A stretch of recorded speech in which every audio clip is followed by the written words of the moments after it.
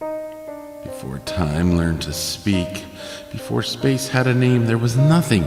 No darkness, for darkness requires a place to fall. No silence, for silence is the absence of sound.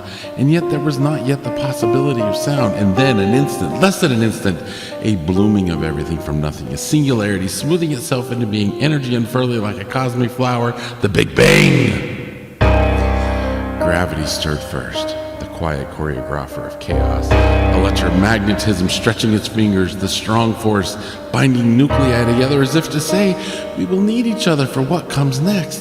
The universe expanded faster than light could ever hope to chase. Space stretching like a drumhead, cooling by fractions, atoms forming as the cosmic furnace dimmed from white to red to black.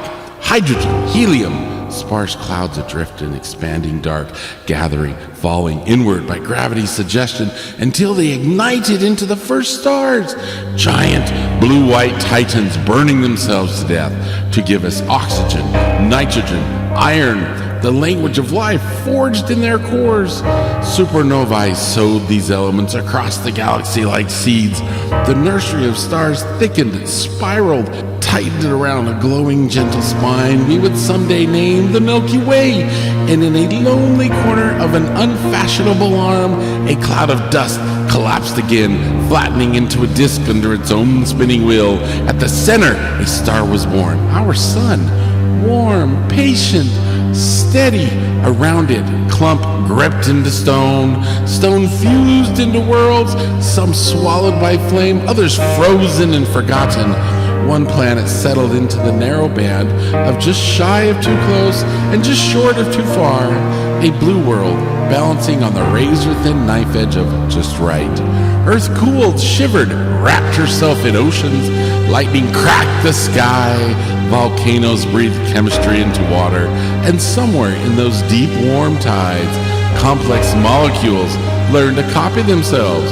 Not perfectly, but well enough to matter. Life began as whispers, single cells dividing in the quiet dark, experimenting with possibility. Cyanobacteria drank sunlight and exhaled oxygen, changing the world without meaning to. A breath that would one day allow lungs to open. Life grew stranger, fins in shallow seas, spines like delicate bridges, eyes blooming from darkness, seeking light for the first time. Then the great leap. Creatures crawled from water onto unclaimed land. Forests rose like green cathedrals. Insects drummed the air. Reptiles ruled and giants thundered until a stone from heaven rewrote the story in fire and famine. But extinction is a clearing as much as an ending. Small furry things scurried from the ash, litters of possibility in their warm bellies. From them, apes. From apes, wanderers. And from wanderers, humans who stood upright and stared at the sky, the same sky born from the first impossible flash. We learned to sharpen stones, to tame fire, to speak dreams, to bury the dead with flowers. We built cities, we told stories, we created machines to outpace horses and rockets to outrun the very pole that created us. We discovered the universe's age by measuring the glow left over from creation's first breath. We mapped the atoms forged in stars and found them mirrored in ourselves. We, brief sparks in a cosmos 13.8 billion years old. And so we ask, is this all accidents, chance layered upon chance, particles dancing a blind waltz that somehow gave rise to consciousness? God or no God, the truth remains. We are lucky beyond language to be alive at all, for in the indifferent vault of time, our lives are mere heartbeats, a momentary brightening of the universe before fading back into the quiet. Yet here we are, breathing, loving, hurting, wondering, knowing our end, and choosing meaning anyway.